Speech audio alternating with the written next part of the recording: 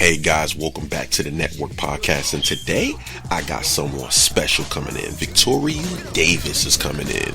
We're going to be talking about all cosmetology, and I cannot wait for her to pull up because I love to do these entrepreneur interviews. I love for people to come up so you guys can understand who's out here shaking, moving, and doing some great things out here in the world. So Victoria Davis, I'll see you soon. Let's go. Every 7 grams of coke and shake it up until it bubble up and get harder. Into the tube in some ready-made cold water. Twist the bitch like a knot while it's still hot. And watch that shit rock and rise to the fucking top. And now your cocaine powder is crack. Make I hope you're strapped cause you might be Ghetto dope. Make crack like this. Ghetto dope. Make crack like this. Ghetto dope. Make crack like this. Make crack like this. Ghetto dope. Make crack. Ghetto dope. My phone ring, I picked it up. I need some weight. What you need? Silk about a couple of K. I had it all into powder, but it ain't no thing. Give me a couple of hours, I have it all in the can. Trust nobody, put my gun and go ice smack. You guys know what it is on the network. We always got fire individuals that come by.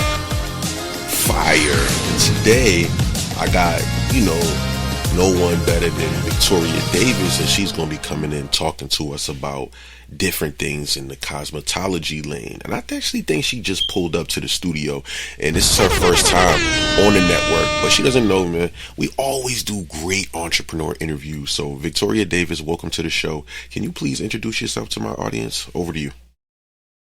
Hi. Yes, thank you. It's a pleasure to be here, and I thank you so much. I am Victoria Davis. I am a native Washingtonian from Washington, D.C., born and raised in those southeast streets. It's a pleasure just putting my city on, giving a shout out. Of course, Victoria. To the great, wonderful nation's capital. You know what I'm saying? Now that's what I'm talking about, Victoria. Now I have a question for you. What originally inspired you to get into cosmetology? Let's chop that up. Over to you. Okay, great. Honestly, my family. It started off with my grandma and my granddad and my aunt. Being the only granddaughter in the family on my mother's side of the family, which I spent a lot of my time with. Also, the only granddaughter on my father's side of the family. So every once in a while, I get to go, to my father's side of the family, which was in Lynchburg, Virginia. My father was a veteran. He served in the Vietnam War. Basically, a military child. Sort of. But that was my dad. So I spent a tremendous time at my mother's side of the family, at my grandma's house. And as a child, sitting up in the bedroom on the floor between my grandma and my granddad, because they had these little chairs that they sat next to each other, and I used to sit on the floor in between them, and I used to massage my grandmother's feet and my grandfather's feet, and then my grandma would be like, massage, oil her scalp or her hair, and my aunt at that time, she was, this was way back in the day. I'm really kind of like telling my age a little bit. Come on, give us the juice. During those times, my aunt was working as a maid. My mom was working as a health aide for the physical and mental disabled. So, when those weekends when I'm over my grandma's house and my aunt was home, she was like, okay, she be the one and be like, okay, do my nails, paint my nails for me, and and do it, and she'll let me play on her hair and all of those type things. And so it was one Christmas I will never forget.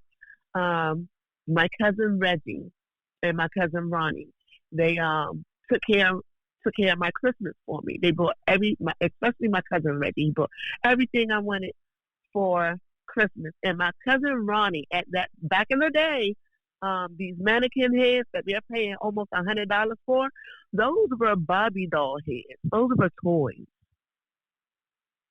And, Wow.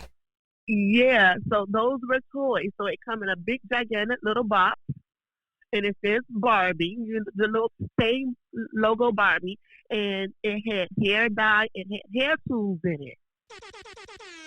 As a kid, that's how I learned and developed. And besides, my mama ain't know how to do hair, so God had to bless me. My mama ain't know how to do hair.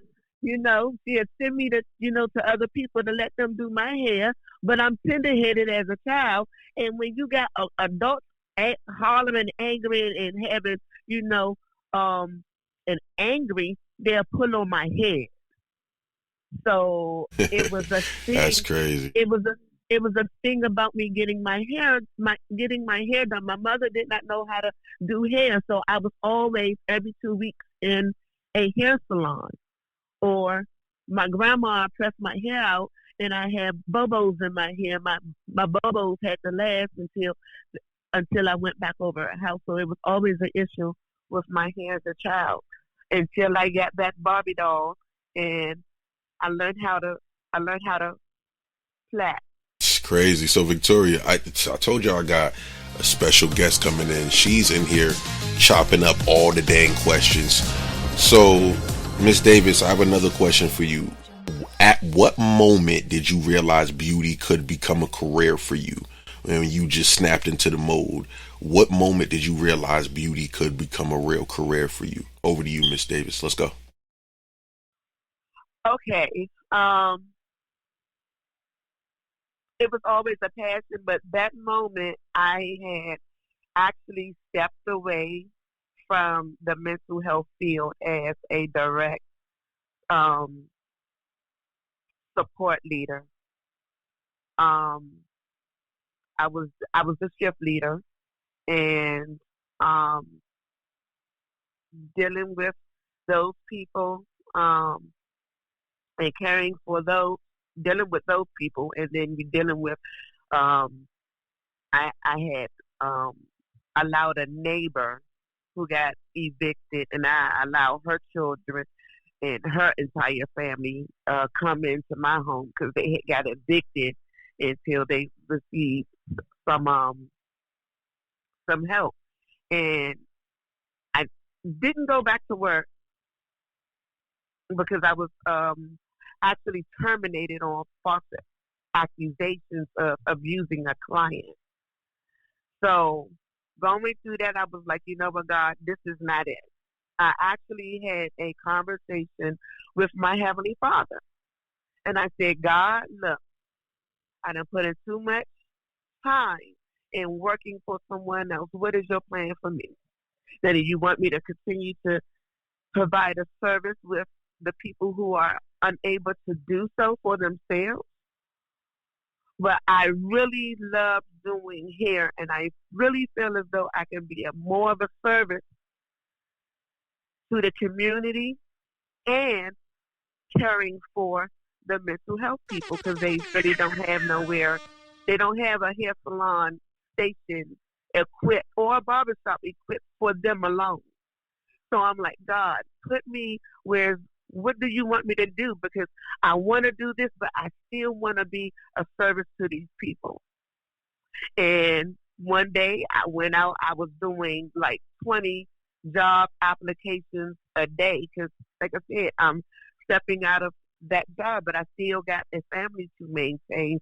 And going on public assistance, I don't knock it, but for me, it was not an option because I just can't see myself returning back to public assistance when I worked so hard to get off of it because I want getting money at the first of the month and it's gone on the same day.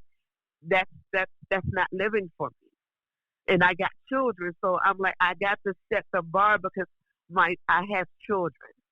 Exactly, Miss Davis. Yep, exactly. I agree, Miss Davis. So, man, she's chopping it up in here. Miss Davis, my next question for you is, what was your biggest struggle starting off in this industry of, this whole cosmetology stuff? You talked to me about, the biggest struggles you had. Let's continue. We might have to bring Miss Davis in here for a part 2, man. She's going insane. But what was your biggest struggles starting out in this industry? Let's talk about it. Oh, attending school while raising young children. I mean, not young, I'm going to say teenage children. That was the biggest struggle because I'm in school, and by no means necessary, I was never a single parent. But my children's father, he was an active parent. So when my children started being influenced by their peers in the community, that became a struggle because here it is, I'm in school and my kids were hooking school. So it's like, no. I'm in school, y'all gotta be in school. So it's like playing, being that parent that gotta be in two places at one time. So what it was, so it's like, okay, so I go to school on time, but I be just on time. So in the business world, if you're on time, you're late. So my thing was I had to catch my children cooking school while I'm on my way to school so they can see, oh, damn, I can't play with mom because she's popping up in places that I did not know she was going to be at when we were needed to be in school. Thank you. Then, okay, Ms. Davis. That's insane. And having a child that's going through the court system. So it's like, no. I'm not going to do this. I'm not going to just allow my children to run wild or be lost in the street. So I had to buckle down and be like, no, this is what it's going to be, and this is how I'm going to do it by all means necessary. Because I'm going to continue my education because I have to lead by example. So once I continue mine, and then as I'm going back, because I already got my high school diploma, but I'm going back for cosmetology. So being dedicated about that, being stern about education, and being that example for my children. It was hard, but I got it done. And I got it done. Oh, yeah. Let's go, Ms. Davis. That's what we're talking about, motivation, right?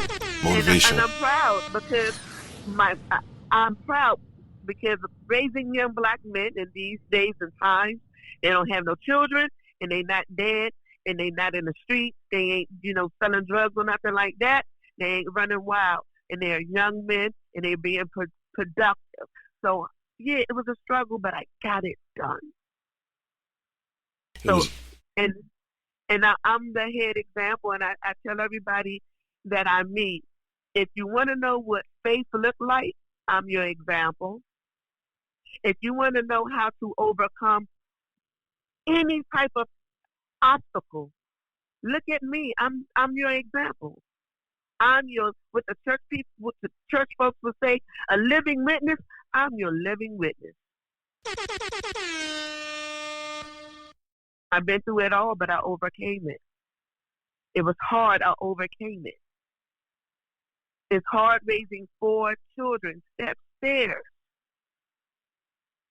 and going to work. I did it. We got to bring Ms. Davis right back in. This is only part 1. If you guys want part 2, y'all gonna have to tap into the network podcast. Story about Victoria Davis. We got more questions for her. We'll be coming in shortly. See you guys in a minute.